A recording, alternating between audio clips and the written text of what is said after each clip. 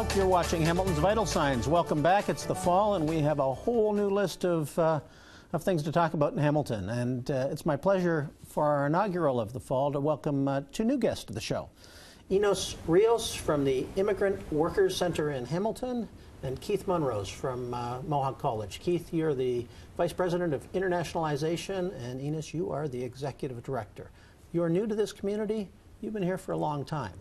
But one of the things you have in common is that you both are here by choice, and you both didn't start your journeys either in this country or this community. So I always like to ask for a bit of a biographical sketch. Ines, tell us a little bit about how you came to land here. To land in Hamilton or to land in Canada? Both. I am a political refugee from the post-Allende era, and in Chile. And I did a number of jobs. I try out this and try out that, and I was very lucky that the Sisters of St. Joseph of Hamilton gave me the first job working with refugees in Hamilton. Let's give an amen for the Sisters of St. Joseph. Absolutely. I mean, they really did a wonderful job accepting, and not for any religious purposes, but just for humanitarian reasons. And they supported the organization that we were beginning to start at that time. So did you know Sister Joan O'Sullivan? Absolutely, Sister Joan O'Sullivan, of course. So of course her nephew, Sean, was the late Sean O'Sullivan, was one of my great role models and mentors in politics, and one of the greatest public servants that this community ever produced. Would have been a prime minister had he not left politics to go into the priesthood and do other things.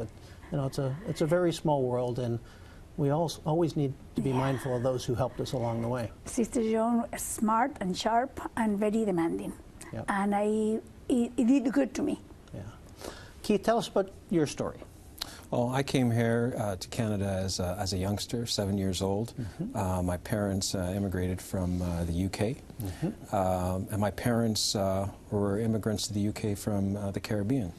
And so they lived in the UK for a number of years and came here for economic reasons, better life for themselves and for their family.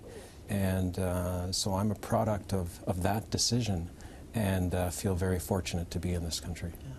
And it's a time of great complexity in the world, and obviously the plight of Syrian refugees and others who are on the run and seeking refuge is front of mind for so many Canadians. And although we're going to talk about the work of the Immigrant Workers Center and Mohawk College, I just wonder if you had any reflections about what we all can do as citizens to really make sure that ours is a welcoming community to people from all over the world, particularly when they are in need.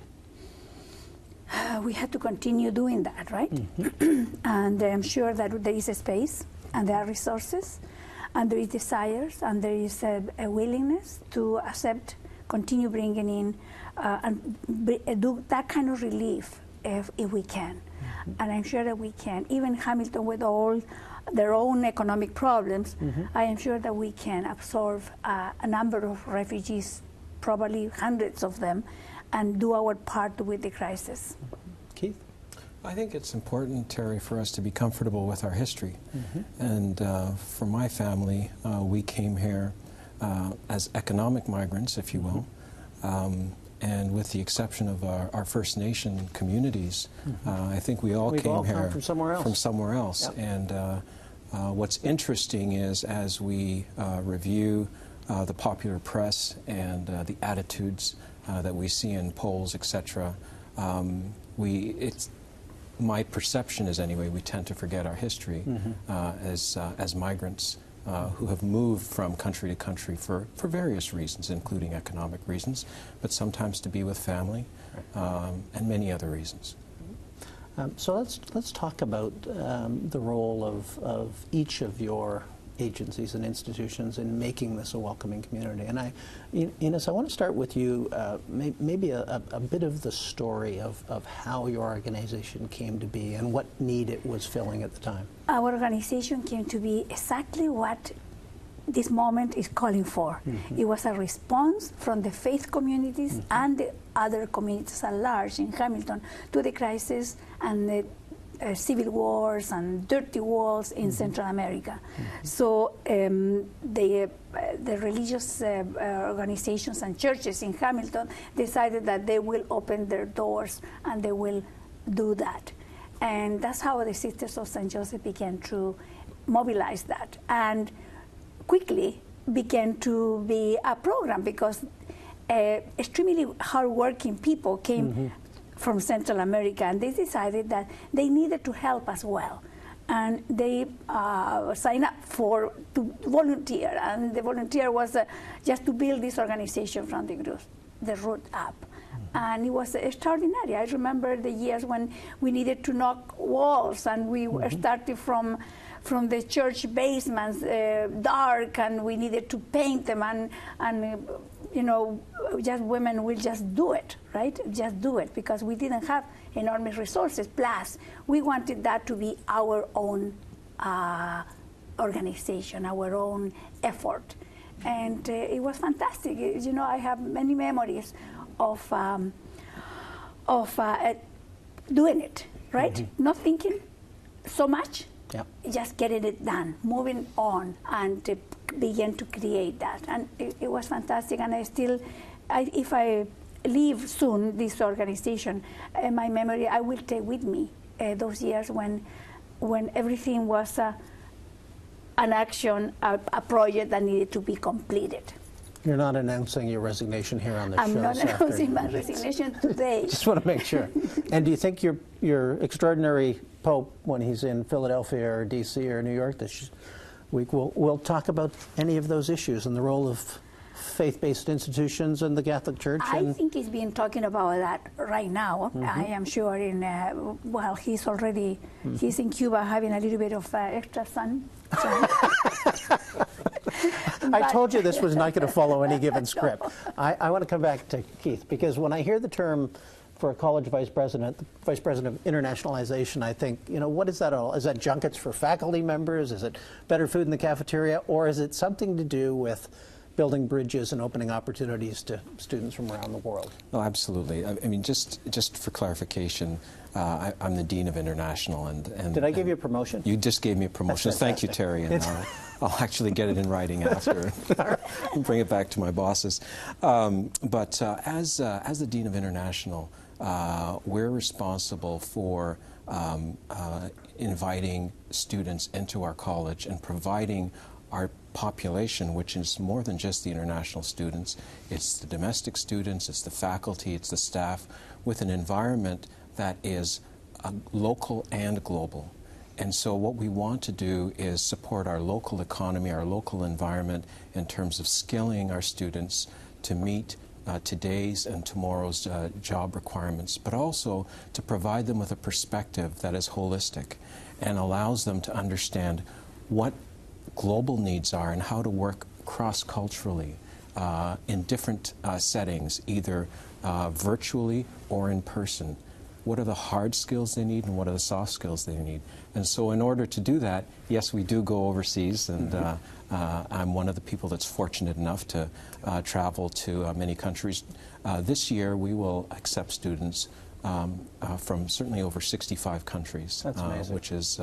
Which is just incredible. So I have to tell you, I was with your president on the weekend at a city visioning exercise, and he said something to me about his experience in distinguishing the experience of Canadian-born students and those who come here from other places. Yes. And I'll paraphrase Ron McCurley. He said, you know, the Canadian students inevitably talk about the kind of places that they want to work, the careers they want to pursue once they graduate. And increasingly, the international students talk about the kind of companies they're going to build and create. And it's a particularly entrepreneurial mindset, I think, born to some extent of the fact that these are folks that have almost inevitably had to overcome some adversity in places that they've come from. So talk to me a little bit about that experience. Well, you know, when I travel to different countries like China and India, and I talk to students and parents in these locations, they want what they want for their children is a new life. And certain parts of India and China, extremely entrepreneurial. You know, a lot of people in a lot of countries are very hardworking, but in some of these regions, they are particularly entrepreneurial. When I think of, for example, about the Gujarat region in India, just natural entrepreneurs and interested in finding an opportunity and developing something to meet that need. And so when students come to Canada, when international students come to Canada, they're often looking for those opportunities. How can I use these skills to create a new opportunity in the marketplace, or how can I create new markets by linking local businesses to opportunities overseas? That's amazing. You won't believe this, but we're halfway out of time. I'm with Keith Monrose from the Dean of Internationalization at Mohawk College. I've just demoted you now, so the pay decrease will be coming. I'm sorry about that. And Ines Rios from the Immigrant Workers Center in Hamilton. We are going to be, I didn't say Immigrant Women's Center. We'll talk about Immigrants Working Center. Immigrants Working Center. See, I often make mistakes on here, but I'm always pleased to get corrected. We're going to be right back in a couple of minutes. I'm Terry Cook. You're watching Hamilton's Vital Signs, and we're talking about making Hamilton a welcoming community.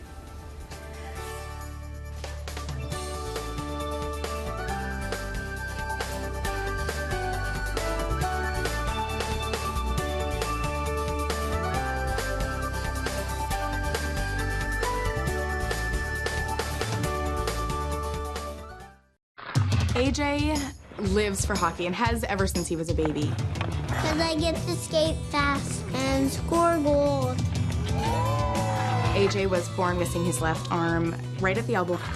The War Amps provides a hockey device. It attaches to his passive arm. You just slide the stick in and just play hockey with it. Having the prosthetics gives AJ the opportunity to do anything anybody else can do. The War Amps support means everything to AJ, to other champs, and to their families.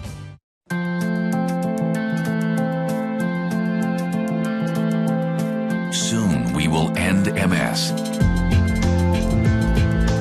Thanks to Canada's leading role in treatment and research, we're closer than ever to reaching the cure. But the road to that goal starts here, with you. Register today at mswalks.ca, because your step could be the one that ends MS. And we're back. I'm Terry Cook. You're watching Hamilton's Vital Signs, and we're talking about Hamilton as a welcoming community. I'm with Ines Rios from the Immigrant Working Center in Hamilton and Keith Monrose from Mohawk College, the Dean of Internationalization. In the break, we were talking about the often unspoken resistance to immigration, which is somehow that newcomers are going to take the jobs of those who were here before. And I want to explore that with you, because that the economic upside, spoken to, I think, most eloquently by Tom Friedman, one of my favorite columnists with the New York Times. He says, you want to grow an economy, there are only two ways to do that. Graduate more people from your educational institutions and recruit more people from other places to come here and create wealth. Speak to that issue. Well, population will always bring investment, Yep. and will bring consuming, right? Mm-hmm. And so Hamilton, Canada cannot survive without new immigrants. Right. So we normally are very entrepreneurial. You know, we did an entrepreneurial act by crossing borders, by you know, crossing oceans. You're risk takers. We are risk takers, and I see that going on all the time. I think what we had to do is to remind ourselves constantly that there were people that came before us that built the industry and were the workers that sweat and had tears, and they invested, they went to school, they sent their children, they bought houses, they bought cars, and there's no particularly in Hamilton, a place built in Hamilton. So much in heavy industry based on people that came here seeking a better life for their kids and were prepared to make those incredible sacrifices. Can we quantify it? Oh, absolutely. You know, students today, international students coming to Canada today, spend over $8 billion on their education, their lodging, their food. $8 billion with a B. $8 billion with a B. So that's the immediate impact of international students in Canada, Yeah. and that immediately translates into goods and services that need to be acquired, which ultimately translates into jobs. Unbelievable.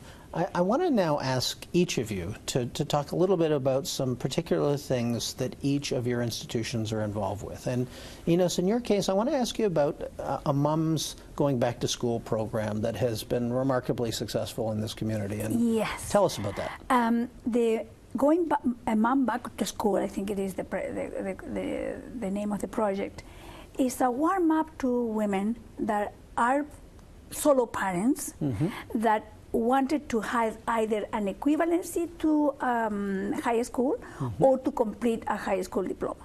So that will increase their employability, will increase they will strengthen their confidence. They will give them an opportunity to show off their capacity, and will be a model for their children. So, because the program has child care, it makes a whole difference for them. So that program is part of the academy that we are putting together as a social enterprise. And the academy, it is a bridging to higher education. Right. So, we just get there, we find ourselves stronger, and with that, we go off and fly off to better jobs and better education and the alleviation of poverty. Right. And what we know for sure about educational possibilities for kids is that one of the great predictors of success is the involvement of their parents and the educational attainment of their parents, because we learn by virtue of what we're around and by the role models that our most immediate influencers, our parents, provide for us. Yes. Now, in the case of Mohawk College, you're actually doing something that is new and unusual, which is a summit on making Hamilton and Mohawk a more welcoming place. And I want you to talk about the inspiration for that and what you hope to achieve. Sure. The inspiration, Terry, really is the President's task force on welcoming communities, which I know you're a part of, and many notable members of the community are part of that task force. And the impetus for that really is recognizing that when you bring new people into the community, you want them to feel comfortable, and if they feel comfortable, they can more quickly shift into the mode of becoming productive, integrated citizens. And if they don't want to stay in Canada, at least their experience is positive when they return back home. And so they become ambassadors for Canadian goods and services and relationships, etc. So what we have done within the college is we've established an inaugural summit called the Interact Summit, which is really focused on internationalization and action. And the conference is really focused on three things. It's going to promote global citizenship, and how do we do that, not just within the college community, but between academia and the community. So there's a very strong community focus. And how do we support newcomers in terms of entrepreneurship and employment? Very critical when these newcomers come to Canada and they learn, and if they decide to stay, what steps do we need to take in order for them to be economically viable and successful? And then the third aspect of the summit is, how do we shift our community's ethos from just being friendly, hi, how are you, to being friendly and welcoming. Welcome to my home. Welcome to my city. So, Ines, let's segue from that. So, tell us about how we are doing as a community. What are the barriers that remain? And how can each of us, as leaders and as citizens, contribute to making this a place that people see as a positive destination from around the world? It is a great place to live in Hamilton. Hamilton is a great place. It has the geography, it has the educational institution, it has the hospitals, it has the parks. You know, it is a really great place. But I don't know whether we are doing our job at promoting Hamilton to the new groups that are coming and applying to come to Hamilton.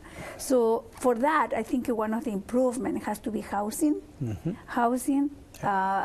living wage jobs, and we continue to promote the educational institutions such as the Mohawk College and McMaster University, a great university, and But the most important part is to also continue crossing these cultures, right? Yep. So we believe that we are welcome. We actually, I just had a celebration of the Chilean Independence Day at a Legion, Canadian Legion venue.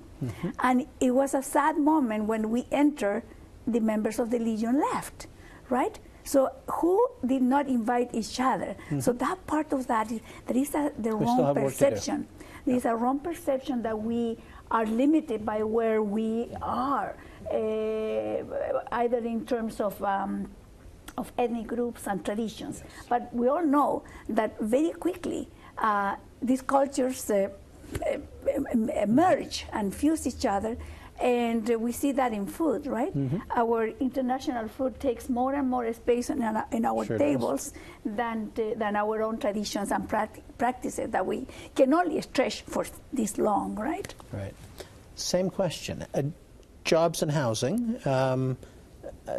Talk about economic opportunity and the barriers that remain to making this a place that particularly students and young people would see as a destination of choice. Absolutely. I mean, when we think about our local economy and where our economy, how our economy has shifted post-Second World War to the height of industrialization in Hamilton in the 60s, 70s, and maybe the early 80s to where we are today, our economy has shifted significantly.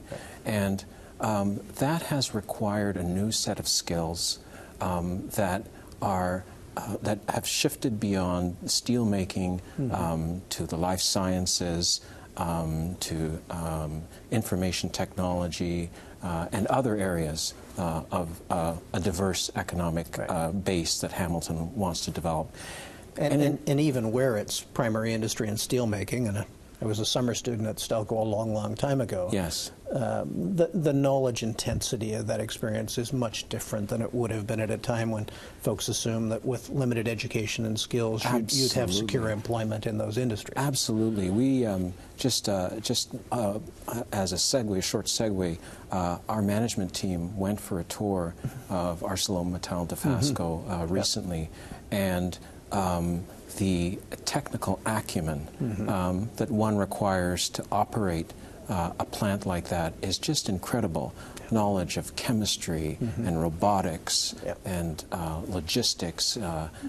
It's just an incredible industry and resource that we have here within our city, which is world-class, by the way. Right. And it's also one of the reasons that industry, including folks like ArcelorMittal, are so focused on science, engineering, technology, and math, because they know that it's not just good enough anymore, even to be a graduate of a high school or a community college, that you have to arrive with skills that will allow them to add value to what they're doing. And absolutely. So STEM is increasingly becoming an important part of that, but also in addition to those hard skills or technical skills, the soft skills around working with different groups. And having that global perspective, especially when you're talking about big industries like ArcelorMittal. For sure.